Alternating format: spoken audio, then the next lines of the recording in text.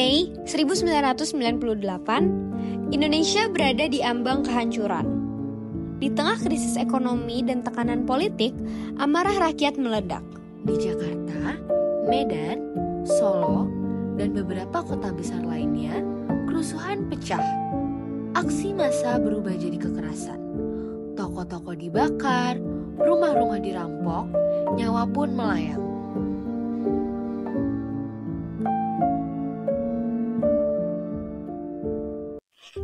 Setiap hari, kita duduk di kelas yang sama. Berjalan di lorong yang sama, tapi membawa cerita yang berbeda. Indonesia bukan hanya luas, tapi juga kaya. Kaya budaya, kaya suku, dan kaya keyakinan. Itu tidak sama, dan itu bukan masalah. Kita sering bangga menyebut diri sebagai bangsa Bhinneka Tunggal Ika. Tapi, apakah kita sungguh hidup di dalamnya? Coba pikirkan, kapan terakhir kali kamu menilai orang hanya karena dia berbeda? Indonesia adalah negeri dengan 1000 wajah, tapi seringkali kita hanya melihat wajah yang kita anggap benar. Diskriminasi, kesenjangan sosial, bullying, 3 hal yang kelihatannya biasa, tapi bisa menghancurkan masa depan seseorang. Kita sering bilang, santai aja, itu cuma candaan kok. Tapi, kalau candaan itu yang menyakitkan, itu bukan lucu, tapi itu luka.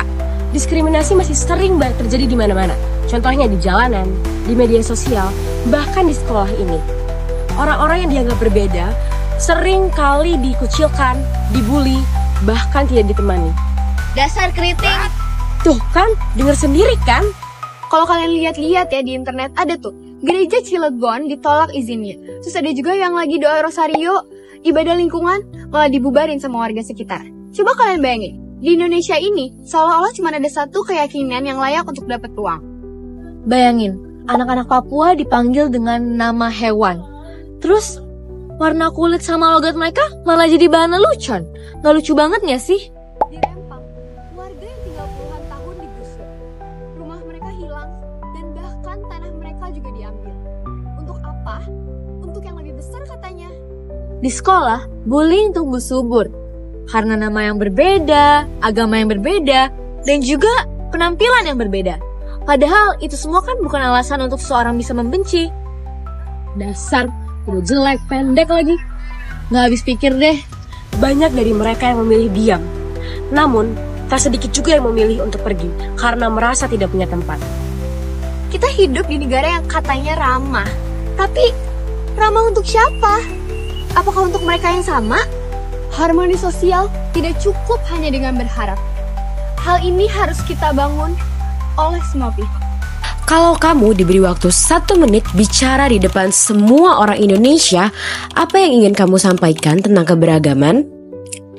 Langkah pertama adalah membuka ruang dialog bukan untuk menyamakan keyakinan, tapi untuk saling memahami. Contohnya seperti komunitas Young Interfaith Peacemaker dan Gus Durian Network yang menyatukan mereka yang berbeda lewat diskusi dan aksi nyata. Sekolah juga bisa menjadi tempat bertumbuhnya toleransi. Bukan hanya belajar biasa, di sini kita juga belajar untuk menjadi manusia. Di Yogyakarta, sekolah Muhammadiyah membuka ruang ibadah untuk semua. Dan juga mereka melibatkan seluruh siswa dari berbagai keyakinan untuk terlibat dalam program kemanusiaan. Dan yang paling penting teman-teman, harmoni sosial itu dibangun dimulai dari kita sendiri. Dari satu orang, satu tindakan, satu keputusan kecil akan membawa perubahan yang besar. Dengan melakukan hal kecil seperti berani menyapa mereka yang berbeda, tidak menertawakan, tidak menyebarkan kebencian, dan tidak diam saat ketidakadilan terjadi. Karena harmoni bukan hanya soal aturan, tapi tentang kemanusiaan. Harmoni sosial bukan hanya urusan negara, tapi juga tanggung jawab kita semua. Kita bisa memulai dari hal kecil, menolak hoaks, menahan jari sebelum berkomentar kasar, dan memilih berdialog daripada menyudutkan. Bukan hanya mereka yang di layar, tapi kamu juga bagian dari ini. Bagikan video ini, tulis 1 kalimat damai, mulai dari kamu.